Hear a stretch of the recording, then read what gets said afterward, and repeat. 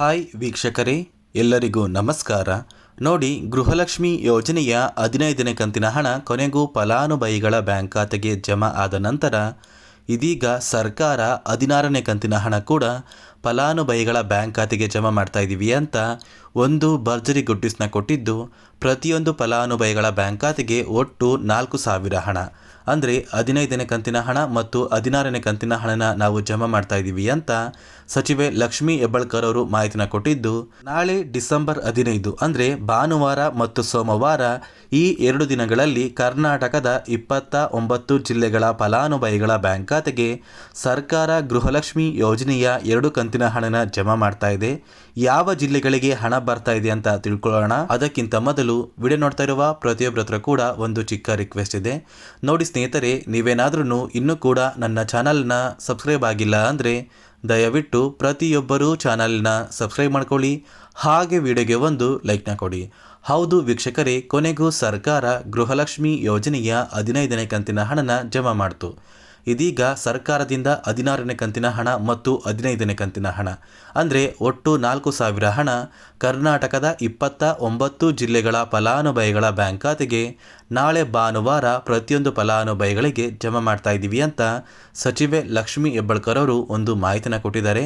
ಇದೇ ಡಿಸೆಂಬರ್ ತಿಂಗಳಲ್ಲೇ ಪ್ರತಿಯೊಂದು ಫಲಾನುಭವಿಗಳ ಬ್ಯಾಂಕ್ ಖಾತೆಗೆ ಒಟ್ಟು 4,000 ಹಣ ಖಂಡಿತವಾಗಿಯೂ ಬಂದೇ ಬರುತ್ತೆ ಅಂತ ಭರವಸೆನ ಕೊಟ್ಟಿದ್ದು, ನಾಳೆ ಭಾನುವಾರ ಯಾವ ಜಿಲ್ಲೆಗಳ ಫಲಾನುಭವಿಗಳ ಬ್ಯಾಂಕ್ ಖಾತೆಗೆ ಈ 2 ಕಂತಿನ ಹಣ ಬರ್ತಾ ಇದೆ ಅಂದರೆ ಮೊದಲಿಗೆ ಬಾಗಲಕೋಟೆ, ಬೆಂಗಳೂರು ನಗರ, ಬೆಳಗಾವಿ, ಬೆಂಗಳೂರು ಗ್ರಾಮಾಂತರ, ವಿಜಯಪುರ, ರಾಮನಗರ, ಧಾರವಾಡ, ಚಿಕ್ಕಬಳ್ಳಾಪುರ, ಗದಗ, ಚಿತ್ರದುರ್ಗ, ಹಾವೇರಿ, ದಾವಣಗೆರೆ, ಉತ್ತರ ಕನ್ನಡ, ತುಮಕೂರು, ಕೋಲಾರ, ಶಿವಮೊಗ್ಗ, ಬಳ್ಳಾರಿ, ಚಾಮರಾಜನಗರ, ಬೀದರ್, ಚಿಕ್ಕಮಗಳೂರು, ಕಲಬುರಗಿ, ದಕ್ಷಿಣ ಕನ್ನಡ, ಕೊಪ್ಪಳ, ಹಾಸನ, ರಾಯಚೂರು, ಯಾದಗಿರಿ, ಕೊಡಗು, ಮಂಡ್ಯ, ವಿಜಯನಗರ, ಮೈಸೂರು ಮತ್ತು ಉಡುಪಿ ಈ 29 ಜಿಲ್ಲೆಗಳ ಫಲಾನುಭವಿಗಳ ಬ್ಯಾಂಕ್ ಖಾತೆಗೆ ಸರ್ಕಾರ ಗೃಹಲಕ್ಷ್ಮಿ ಯೋಜನೆಯ 2 ಕಂತಿನ ಹಣ ಅಂದರೆ 4,000 ಹಣನ ಜಮಾ ಮಾಡ್ತಾ ಇದ್ದು, ನಿಮ್ಮ ಬ್ಯಾಂಕ್ ಖಾತೆಗೆ ಈ 4,000 ಹಣ ಬರಬೇಕು ಅಂದರೆ ಸರ್ಕಾರದಿಂದ ಇದೀಗ 5 ಹೊಸ ನಿಯಮಗಳನ್ನ ಜಾರಿಗೆ ತಂದಿದ್ದಾರೆ. ಈ 5 ನಿಯಮನ ನೀವು ಫಾಲೋ ಮಾಡಿದರೆ ಮಾತ್ರ ನಿಮ್ಮ ಬ್ಯಾಂಕ್ ಖಾತೆಗೆ ಗೃಹಲಕ್ಷ್ಮಿ ಯೋಜನೆಯ ಹಣ ಜಮಾ ಆಗೋದು.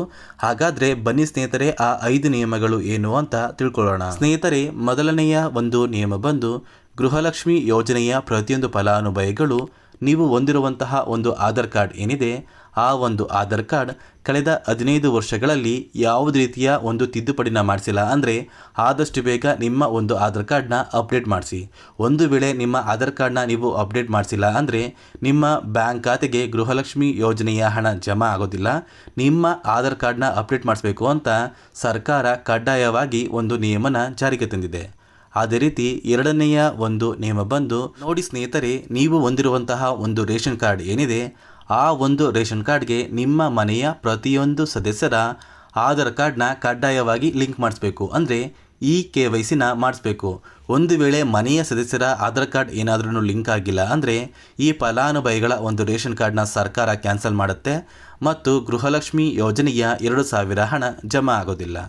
ಮತ್ತು ವೀಕ್ಷಕರೇ, ಮೂರನೆಯ ಒಂದು ನಿಯಮ ಬಂದು, ಸಾಕಷ್ಟು ಫಲಾನುಭವಿಗಳು ಸರ್ಕಾರದಿಂದ ಬರುತ್ತಿರುವ ಅನ್ನಭಾಗ್ಯ ಯೋಜನೆಯ ಒಂದು ರೇಷನ್ ಏನಿದೆ, ಆ ಒಂದು ರೇಷನ್ನ ಕಳೆದ 3 ತಿಂಗಳಿಂದ ಯಾರೆಲ್ಲ ಪಡ್ಕೋತಾ ಇಲ್ಲ, ಇಂತಹ ಫಲಾನುಭವಿಗಳ ಒಂದು ರೇಷನ್ ಕಾರ್ಡ್ನ ಕ್ಯಾನ್ಸಲ್ ಮಾಡಿ ಗೃಹಲಕ್ಷ್ಮಿ ಯೋಜನೆಯ 2,000 ಹಣ ಕೂಡ ಈ ಒಂದು ಫಲಾನುಭವಿಗಳ ಬ್ಯಾಂಕ್ ಖಾತೆಗೆ ಜಮಾ ಆಗೋದಿಲ್ಲ. ಇದೇ ಒಂದು ಕಾರಣಕ್ಕೆ ಸರ್ಕಾರ ಅನ್ನಭಾಗ್ಯ ಯೋಜನೆಯ ಅಕ್ಕಿ ಬದಲು ಹಣ ಕೂಡ ಸ್ಟಾಪ್ ಮಾಡಿದೆ. ಈಗಾಗಲೇ ಸಾಕಷ್ಟು ಫಲಾನುಭವಿಗಳು ಈ ಅಕ್ಕಿ ಬದಲು ಹಣ ಕೂಡ ಪಡ್ಕೋತಾ ಇಲ್ಲ.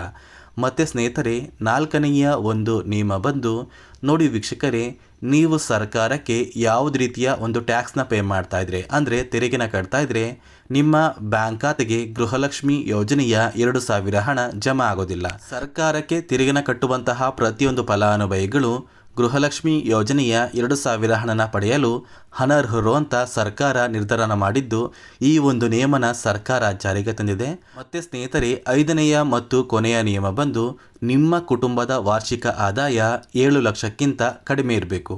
ಒಂದು ವೇಳೆ ಕುಟುಂಬದ ವಾರ್ಷಿಕ ಆದಾಯ 7 ಲಕ್ಷಕ್ಕಿಂತ ಜಾಸ್ತಿ ಇದ್ದರೆ ಗೃಹಲಕ್ಷ್ಮಿ ಯೋಜನೆಯ 2,000 ಹಣ ನಿಮ್ಮ ಬ್ಯಾಂಕ್ ಖಾತೆಗೆ ಜಮಾ ಆಗೋದಿಲ್ಲ. ಸರ್ಕಾರ ಜಾರಿಗೆ ತಂದಿರುವ ಈ 5 ನಿಯಮನ ನೀವು ಫಾಲೋ ಮಾಡಿದರೆ ಮಾತ್ರ ನಿಮ್ಮ ಬ್ಯಾಂಕ್ ಖಾತೆಗೆ ಗೃಹಲಕ್ಷ್ಮಿ ಯೋಜನೆಯ 16ನೇ ಕಂತಿನ ಹಣ ಜಮಾ ಆಗುತ್ತೆ. ನೋಡಿ ವೀಕ್ಷಕರೇ, ಸರ್ಕಾರ ಈ 5 ನಿಯಮದ ಆಧಾರದ ಮೇಲೇ ಪ್ರತಿಯೊಂದು ಫಲಾನುಭವಿಗಳಿಗೂ ಗೃಹಲಕ್ಷ್ಮಿ ಯೋಜನೆಯ 2,000 ಹಣನ ಜಮಾ ಮಾಡ್ತಾ ಇದೆ. ಮತ್ತು ನಿಮ್ಮ ಬ್ಯಾಂಕ್ ಖಾತೆಗೆ ಇಲ್ಲಿಯವರೆಗೂ ಗೃಹಲಕ್ಷ್ಮಿ ಯೋಜನೆಯ 14 ಅಥವಾ 15ನೇ ಕಂತಿನ ಹಣ ಜಮಾ ಆಗಿದ್ದರೆ ಕೆಲವೇ ದಿನಗಳಲ್ಲಿ 16ನೇ ಕಂತಿನ ಹಣ ಕೂಡ ನಿಮ್ಮ ಬ್ಯಾಂಕ್ ಖಾತೆಗೆ ಬಂದು ಜಮಾ ಆಗುತ್ತೆ. ಮತ್ತು ಪೆಂಡಿಂಗ್ ಇರುವಂತಹ ಹಣ ನಿಮ್ಮ ಬ್ಯಾಂಕ್ ಖಾತೆಗೆ ಜಮಾ ಆಗಿಲ್ಲ ಅಂದರೆ ಆದಷ್ಟು ಬೇಗ ನಿಮ್ಮ ಊರಿಗೆ ಹತ್ತಿರವಿರುವ ಮಹಿಳಾ ಮತ್ತು ಮಕ್ಕಳ ಅಭಿವೃದ್ಧಿ ಇಲಾಖೆಗೆ ಭೇಟಿ ನೀಡಿ ಇಲಾಖೆಯಲ್ಲಿ ಇರುವಂತಹ ಅಧಿಕಾರಿಗಳನ್ನ ನೀವು ಕೇಳಿದ್ರೆ ಅವರು ನಿಮ್ಮ ಬ್ಯಾಂಕ್ ಖಾತೆಗೆ ಪೆಂಡಿಂಗ್ ಇರುವ ಹಣ ಜಮಾ ಮಾಡೋದಕ್ಕೆ ಸಹಾಯ ಮಾಡ್ತಾರೆ. ಮತ್ತು ನಾಳೆ ಭಾನುವಾರ, ಸೋಮವಾರ ಮತ್ತು ಮಂಗಳವಾರ ಈ 3 ದಿನಗಳಲ್ಲಿ ಪ್ರತಿಯೊಂದು ಫಲಾನುಭವಿಗಳ ಬ್ಯಾಂಕ್ ಖಾತೆಗೆ ಆದಷ್ಟು ಬೇಗ ಗೃಹಲಕ್ಷ್ಮಿ ಯೋಜನೆಯ 15ನೇ ಕಂತಿನ ಹಣ ಮತ್ತು 16ನೇ ಕಂತಿನ ಹಣ ಕೂಡ ಜಮಾ ಆಗ್ತಾ ಇದೆ. ಈ ಬಾರಿ ಡಿಸೆಂಬರ್ ತಿಂಗಳಲ್ಲೇ ಒಟ್ಟು 4,000 ಹಣ ಪ್ರತಿಯೊಂದು ಫಲಾನುಭವಿಗಳ ಬ್ಯಾಂಕ್ ಖಾತೆಗೆ ಜಮಾ ಆಗ್ತಾ ಇದೆ. ಕೆಲವೇ ದಿನಗಳಲ್ಲಿ ಪ್ರತಿಯೊಂದು ಫಲಾನುಭವಿಗಳು ಈ ಒಂದು ಹಣನ ಪಡ್ಕೋತೀರಾ ಅಂತ ಹೇಳ್ತಾ, ಇದಿಷ್ಟು ಗೃಹಲಕ್ಷ್ಮಿ ಯೋಜನೆ ಕುರಿತು ಸರ್ಕಾರದಿಂದ ಬಂದಿರುವಂತಹ ಒಂದು ಹೊಸ ಮಾಹಿತಿಯಾಗಿದೆ. ನೋಡಿ ಸ್ನೇಹಿತರೆ, ನಾನು ಕೊಟ್ಟಿರುವಂತಹ ಮಾಹಿತಿ ನಿಮಗೆ ಇಷ್ಟ ಆಗಿದ್ರೆ ದಯವಿಟ್ಟು ಪ್ರತಿಯೊಬ್ಬರೂ ನನ್ನ ಚಾನಲ್ನ ಸಬ್ಸ್ಕ್ರೈಬ್ ಮಾಡ್ಕೊಳ್ಳಿ. ಹಾಗೆ ವಿಡಿಯೋಗೆ ಒಂದು ಲೈಕ್ನ ಕೊಡಿ.